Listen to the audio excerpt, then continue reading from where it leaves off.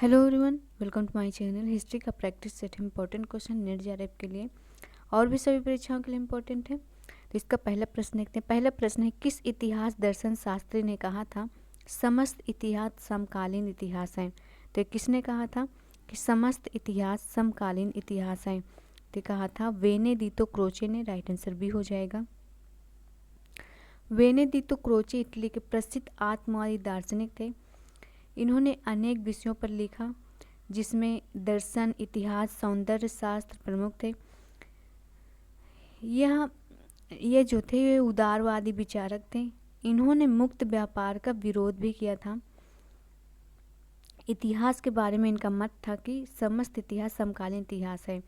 स्पेगलर ने इतिहास में संश्लेषण और उद्देश्य की आवश्यकता पर बल दिया तथा एक इन्होंने नया सिद्धांत बताया कि प्रत्येक मानव सभ्यता की एक सीमित जीवन अवधि होती है।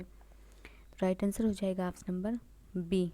नेक्स्ट देखते हैं, निम्नलिखित में से किसने मामल्लपुरम नगर की स्थापना की थी? तो किसने की थी? तो ये नरसिंह वर्मन ने की थी। राइट आंसर ए हो जाएगा। नरसिंह वर्मन जो थे वो पल्लव वंश का एक महत्वपूर्ण राजा थे। नरसिंह वर्मन प्रथम ने महाबलीपुरम मंदिर का निर्माण करवाया था। इसे मामल्लपुरम भी कहते हैं, महाबलीपुरम भी कहते हैं और इसे मामल्लपुरम भी कहते हैं।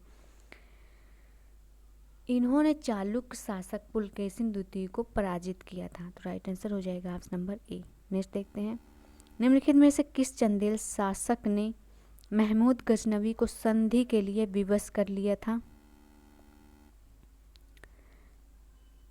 तो ये कर लिया था विद्याधर ने। राइट आंसर हो जाएगा option number B. Mahmud Ghaznavi का चंदेलों पर प्रथम आक्रमण 1920 ईस्वी के बीच हुआ था। इस समय चंदेल वंश का शासक विद्याधर था, जो अपने वंश का सर्वाधिक शक्तिशाली शासक माना जाता है। इस युद्ध का कोई परिणाम नहीं निकला, इसलिए महमूद गजनवी को विवश होकर विद्याधर के साथ संधि करनी ही पड़ी थी। राइट आंसर हो जाएगा बी। नेक्स्ट देखते हैं, तक्कोलम का युद्ध हुआ था तो किसके बीच हुआ था? तो चोल और राष्ट्रकूटों के बीच हुआ था। राइट आंसर डी हो जाएगा। तक्कोलम का युद्ध चोलों तथा राष्ट्रकूट के बीच हुआ था। यह युद्ध 949 ईस्वी में चोल शासक परांतक प्रथम तथा राष्ट्रकूट शासक कृष्ण तृतीय के बीच हुआ था। कब हुआ था? 949 ईस्वी में। 949 ईस्वी में किसके बीच हुआ था? परांतक प्रथम और राष्ट्रकूट शासक कृष्ण तृतीय के बीच हुआ था। इस युद्ध में राष्ट्रकूट शासक कृष्ण तृतीय ने चोल शासक परांतक प्रथम को पराजित किया और तंजौर पर अधिकार कर लिया था। राइट आंसर हो जाएगा ऑप्शन नंबर डी। नेक्स्ट देखते हैं, वह कौन चोल नरेश था जिसके शासनकाल में तंजौर के बृहदीश्वर मंदिर का निर्माण हुआ था? तो वो कौन था? तो ये थे राजराज प्रथम। राइट आंसर हो जाएगा ऑप्शन नंबर सी। इस मंदिर का निर्माण लगभग 1000 ईस्वी के आसपास हुआ था। यह एक विशाल मंदिर है। 13 मंजिला बने इस मंदिर की ऊंचाई है लगभग 66 मीटर। मंदिर भगवान शिव की आराधना को समर्पित है। इस मंदिर के 4 भाग हैं जो कि एक दूसरे से संबंध हैं। ये भाग है नंदी मंडप है, अर्ध मंडप है और मंडप है तथा गर्भगृह है। तो इसका राइट आंसर हो जाएगा ऑप्शन नंबर सी। नेक्स्ट देखते हैं, निम्नलिखित में से विधवाओं की संपत्ति संबंधी अधिकारों की किसने उदार व्याख्या की थी? तो ये की थी याज्ञवल्क्य ने। राइट आंसर हो जाएगा ऑप्शन नंबर सी। स्त्रियों की संपत्ति संबंधी अधिकारों के विषय में याज्ञवल्क्य की स्मृति में मान्यताएं इसमें दी गई हैं। इन्होंने पत्नी को भी पति की संपत्ति का अधिकार बताया है। पुत्र के अभाव में पुरुष की संपत्ति पर उसकी पत्नी का सर्वप्रथम अधिकार होगा और उसके बाद उसकी कन्याओं का। यह जो है यह मक्तव्य, मनु, आपस्तव्य आदि विधानों के सर्वथा प्रतिकूल है।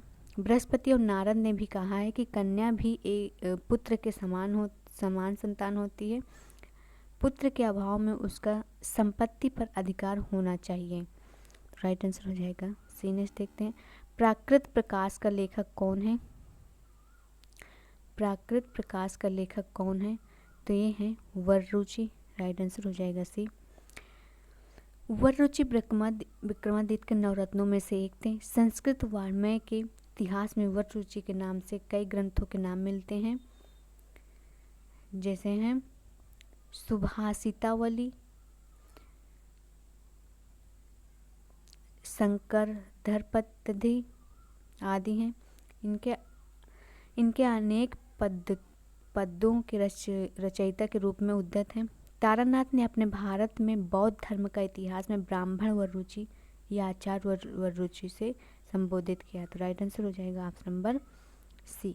नेक्स्ट देखते हैं, निम्नलिखित विधाओं में, ये तो हो गया। नेक्स्ट ये भी क्वेश्चन हो गया। नेक्स्ट क्वेश्चन देखते हैं, गुप्त के शासन काल में निम्नलिखित में से कौन सा अधिकारी भूमि संबंधी दस्तावेजों को सुरक्षित रूप में रखता था? तो एक कौन रखता था? तो एक कर्णिक रखता था। राइट आंसर बी हो जाएगा। गुप्तकालीन राजस्व व्यवस्था में भूमि कर संग्रह के लिए ध्रुवाधिकरण तथा भूमि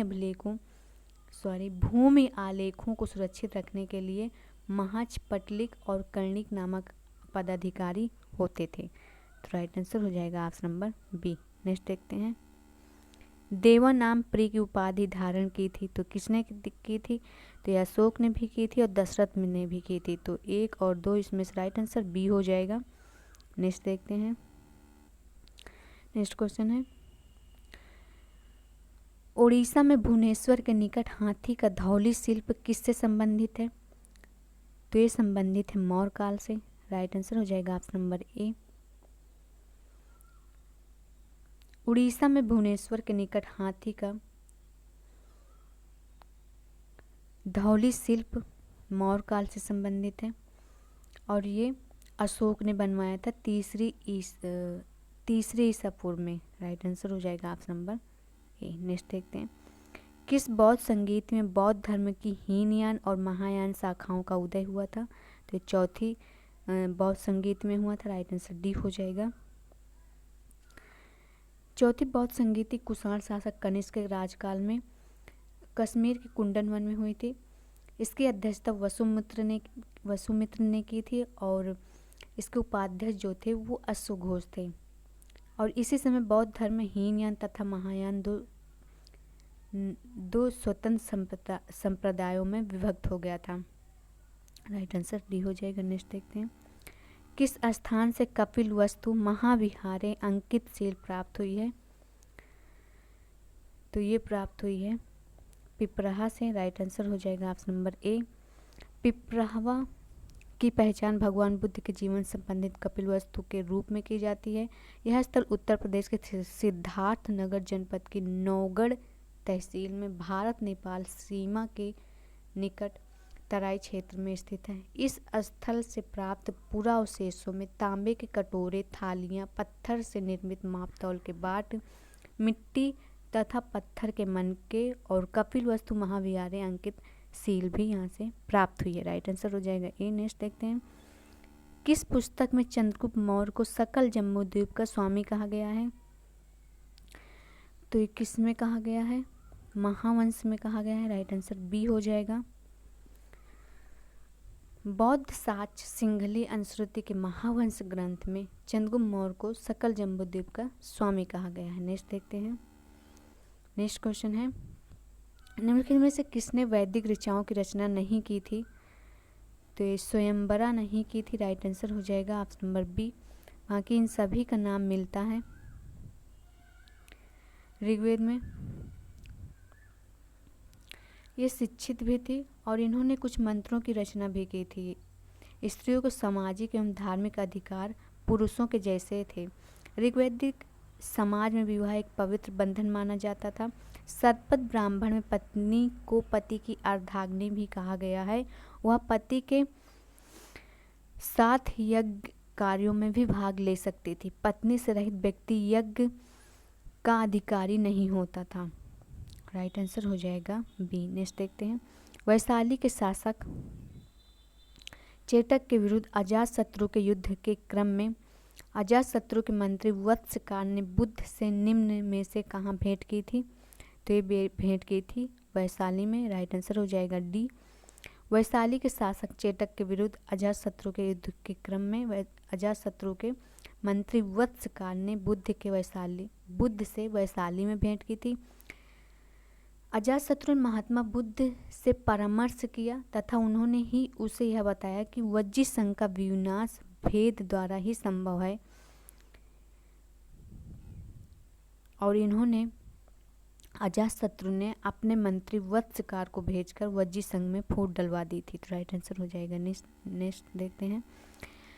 ऋग्वेद के कई परिच्छेदों में डैश के लिए अघन्य मारना नहीं चाहिए शब्द का प्रयोग हुआ, तो ये हुआ है गायों के लिए। राइट आंसर हो जाएगा सी। ऋग्वेद में गायों के लिए अघन्य शब्द का प्रयोग किया गया है। ऋग्वेद में गायों को महत्वपूर्ण स्थान दिया गया है। गाय संपत्ति का प्रमुख आधार होती है और गाय के लिए युद्ध भी लड़े गए हैं ऋग्वेद में। तो राइट आंसर हो जाएगा सी। नेक्स्ट देखते हैं। हड़प्पा का कौन सा स्थल भूकंप के आरंभिक साक्ष्य को दर्शाता है? तो ये दर्शाता है कालीबंगा। राइट आंसर हो जाएगा डी। धौलावीरा से स्नानागार व निर्माण में पत्थर के साक्ष्य प्राप्त हुए हैं, और मोहनजोदड़ो से एक सील पर 3 मुख वाले देवता पशुपतिनाथ जिसे कहते हैं उनकी मूर्ति प्राप्त हुई है। राइट आंसर हो जाएगा डी। नेक्स्ट देखते हैं। हड़प्पा में कितने धान्य कोष्ठ हैं? तो ये हैं 6। राइट आंसर हो जाएगा ऑप्शन नंबर ए।